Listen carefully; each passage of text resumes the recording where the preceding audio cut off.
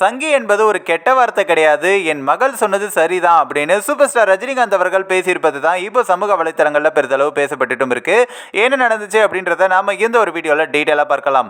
நடிகர் ரஜினிகாந்த் அவருடைய மூத்த மகளான ஐஸ்வர்யா ரஜினிகாந்தினுடைய இயக்கத்தில் இப்போ சூப்பர் ஸ்டார் ரஜினிகாந்த் அவர்கள் நடித்துள்ள திரைப்படம் தான் லால் சலாம். இந்த படத்தினுடைய ஆடியோ லான்ச் ஃபங்க்ஷனில் சூப்பர் ஸ்டார் ரஜினிகாந்த் அவர்கள் உட்பட பலரும் கலந்துக்கிட்டாங்க.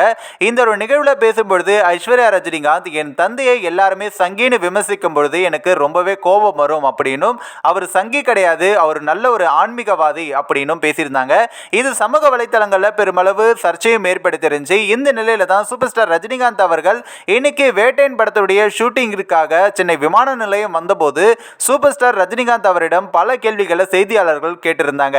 அதுக்கு பதிலளித்த அவர், சங்கி என்பது ஒரு கெட்ட வார்த்தை கிடையாது, அதை என் மகள் அது பொருள்படுத்தியும் சொல்லலை அப்படின்னும், ஐஸ்வர்யா சொன்னது உண்மையாவே சரிதான் அப்படின்னும், நான் ஒரு ஆன்மீகவாதி என்பதாலும் அனைத்து மதங்களையும் நேசிப்பவர் என்கிற அர்த்தத்தில் தான் அவங்க பேசியிருந்தாங்க அப்படின்னும், அவங்க பேசினது சரிதான், அது மட்டும் இல்லாமல் அவங்க படத்தினுடைய ப்ரொமோஷனுக்காக இப்படி பேசலை, படம் மிகவும் அருமையாக வந்திருக்கு, எல்லாருமே பாருங்க அப்படின்ற மாதிரியும், மத நல்லிணக்கத்தை பற்றி இந்த படத்தில் பேசியிருக்கோம் அப்படின்னும் செய்தியாளர்களுக்கு பேசிவிட்டு அந்த இடத்துல இருந்து கிளம்பியிருந்தாரு.